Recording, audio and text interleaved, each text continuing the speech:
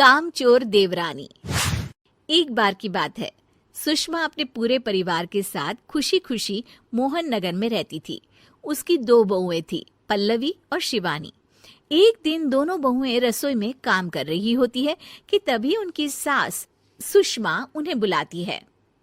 अरे बहू, जरा इधर तो आना। शिवानी, जरा जाकर देखना सासू माँ क्या कह रही हैं।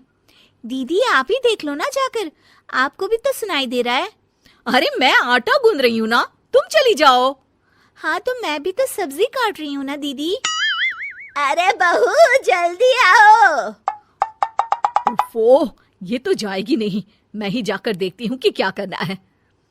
पल्लवी सुषमा के कमरे में जाती है। जी मम्मी जी, क्या हुआ? शाम को घर पर कुछ मेहमान आने वाले हैं, तो तुम अच्छा सा खाना बना लेना बहू। ठीक है मम्मी जी, आप बता दीजिए क्या क्या बनाना है और कितने लोग आ रहे हैं।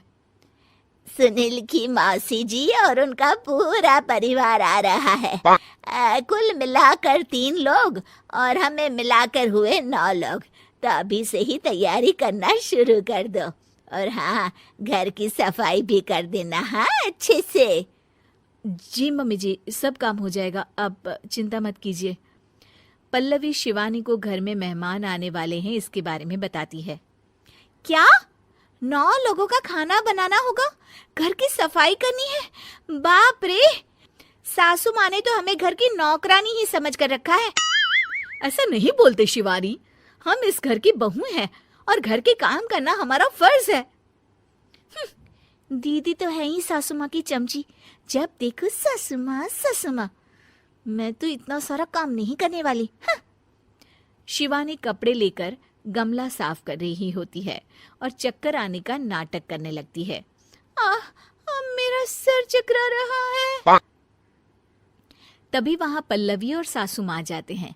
अरे बहू, क्या हो गया तुम्हें? मम्मी जी, बहुत तेज सर में दर्द हो रहा है। तुम एक काम करो शिवानी, आराम कर लो। नहीं नहीं दीदी, घर में मेहमान आने वाले हैं, मुझे आपकी मदद करनी चाहिए। अरे कोई बात नहीं शिवानी, तुम आराम कर लो, मैं सब काम कर लूंगी। ठीक है दीदी, अगर आप इतना कह रही हैं तो आराम कर लेती हूँ। शिवानी आराम से अपने कमरे में मैगजीन पढ़ रही होती है। इसे कहते हैं आराम की जिंदगी।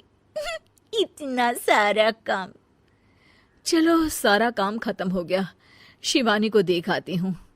शिवानी अपने कमरे में ईयरफोन में गाने सुनते सुनते सो जाती है और उसके साइड में मैगजीन भी रखी होती है। पल्लवी वहां आ जाती है और वो सब देखती है। ओहो, तो मतलब सब काम चोरी का बहाना था। अभी बताती हूँ इसको।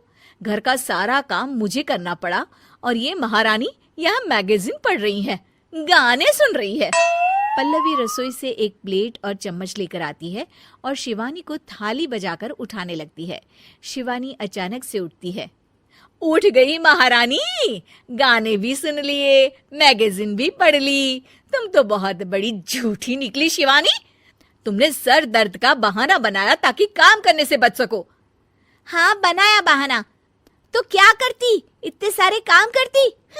मुझे कोई शौक नहीं है चापलूसी का। क्या चापलूसी? तुम्हें लगता है कि मैं सारे काम चापलूसी के लिए कर रही हूँ? और नहीं तो क्या। तभी वहां सासू माँ आ जाती हैं। अरे बहू, वो लोग बस आने ही वाले हैं, तुम तैयारियां कर लो। जी सासू माँ, तुझे तो मैं बाद में देखती हूँ। सब खाना खाने बैठते हैं और खाना शुरू करते हैं। तभी सुनील की मौसी बोलती है। वाह भाई वाह, खाना तो बहुत ही अच्छा बना है सुषमा जी, एक एक चीज में क्या स्वाद है। ये सुनकर शिवानी मुंह बना लेती है। उसे अपनी जेठानी की इतनी तारीफ रास नहीं आती। आपकी बहुएं तो बहुत ही अच्छा खाना बनाती हैं।